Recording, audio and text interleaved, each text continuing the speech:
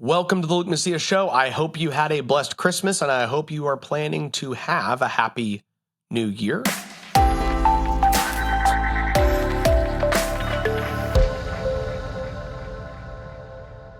This week in between Christmas and New Year's just kind of slows down.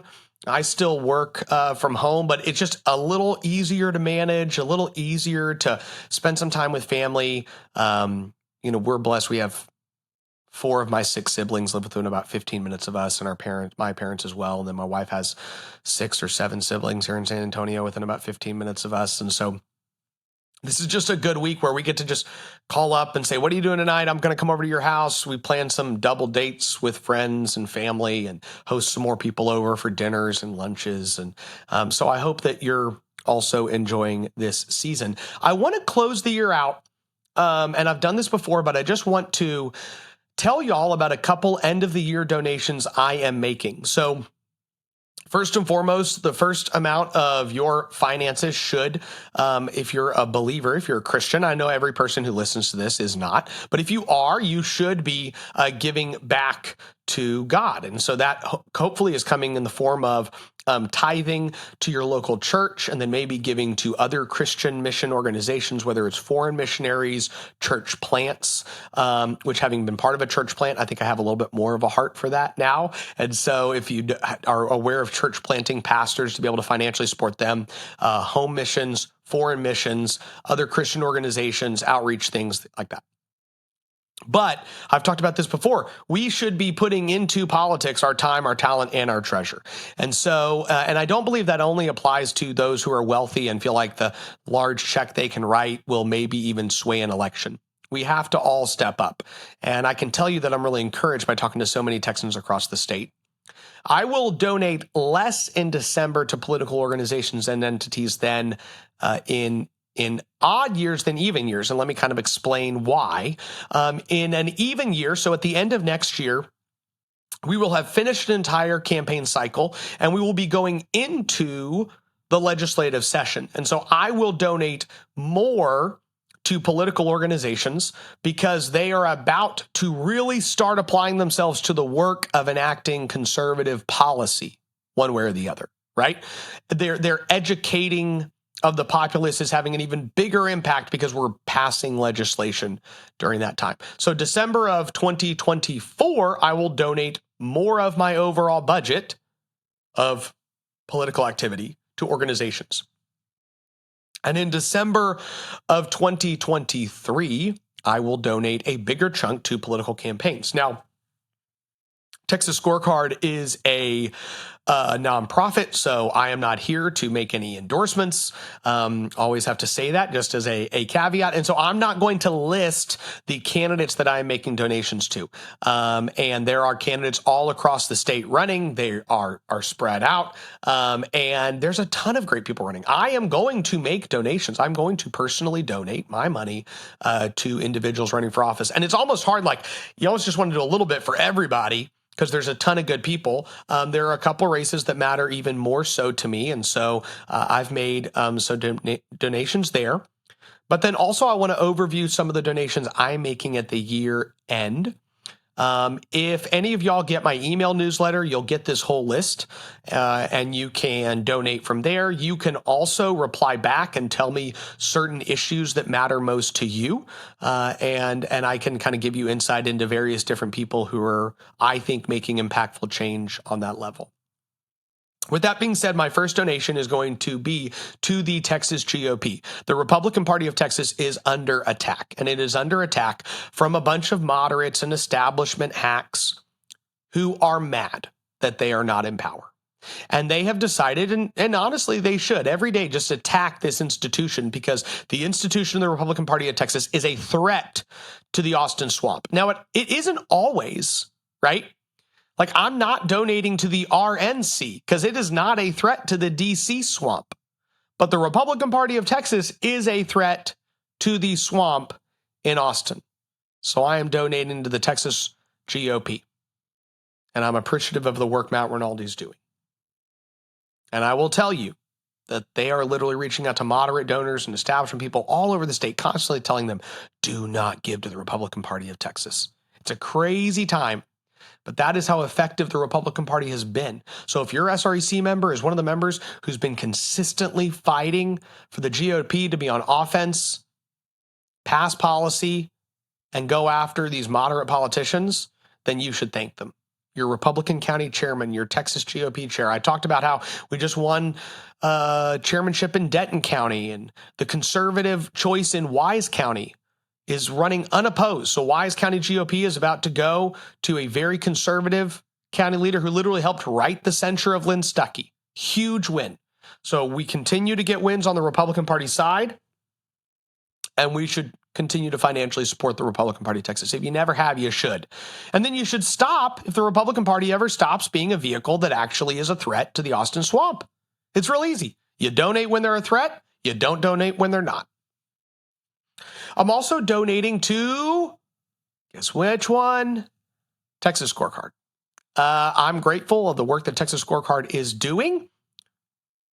We are growing rapidly. I'm really grateful that the Luke Macias Show gets to be part of this family of individuals, reporters that come to you, whether it's in your email inbox or on YouTube or on Apple Podcasts or just online, on social media, on Facebook, on Twitter. I'm grateful that we get to bring you information about a state that I think is really, really, really important.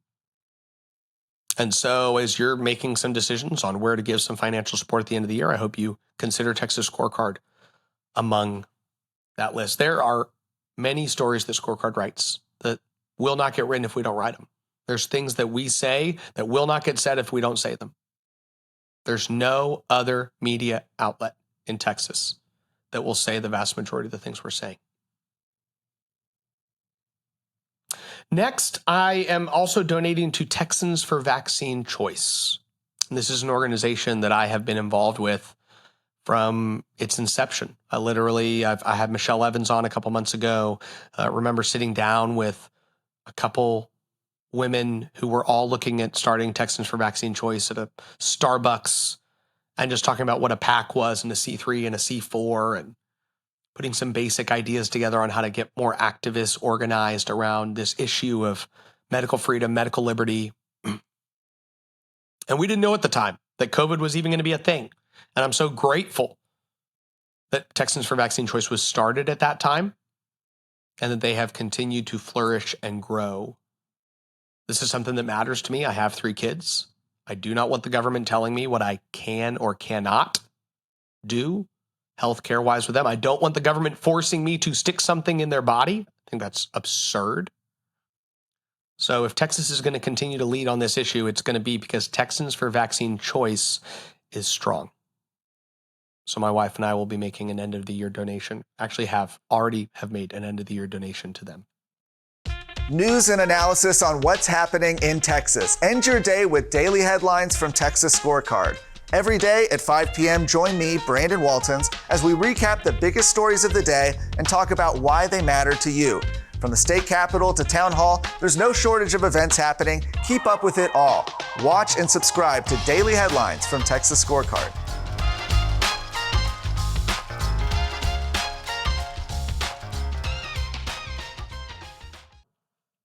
There are 2 different national organizations that I'll be donating to. One is America First Legal. I was just up in Llano County talking about the work that America First Legal is doing because they are helping represent some patriots up in Llano County who removed pornography from their local community libraries, the library board. There's tons of legal associations out there, okay? There's tons of them. And I'm not going to speak against them, but what I'm going to say is that here's where I think the right is good. The right is fine on the pro-life legal front and on the First Amendment legal front. If there's a coach that is caught praying at a school, there are like 87 attorneys that have a nonprofit that will pay them to represent that guy and take it to the Supreme Court. Okay? If there's an abortion thing, there are so many legal entities that address those issues of abortion. But basically, if you're outside of those 2 lanes, your hope is America First Legal.